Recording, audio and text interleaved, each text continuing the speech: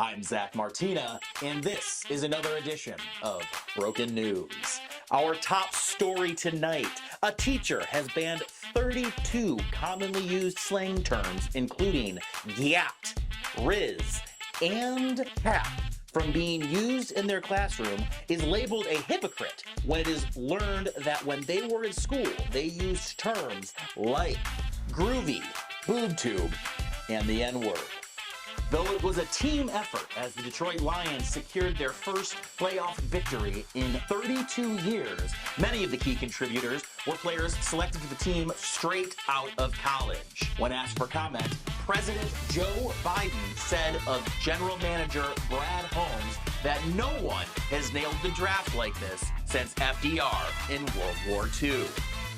In other news, Oscar Mayer is looking for a dozen drivers to captain their famed hot dog truck through 2024, despite the difficulty of finding anyone who thinks driving the Wienermobile is cool while also being of legal driving age.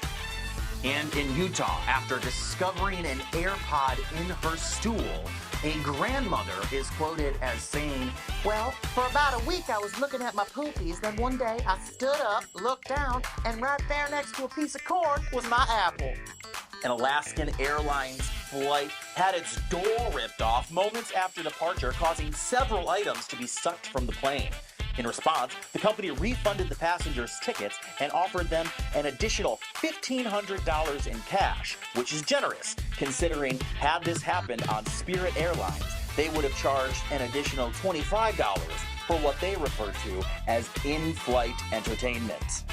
Our final story tonight, after the development of technology allowing a car to be driven using only a PlayStation 5 controller, we can assume it is only a matter of time before we see a 40-car pileup caused by a 12-year-old who could have sworn they pushed pause. That has been another edition of Broken News. I want to thank you for tuning in and remind you that if something is broken, break it again.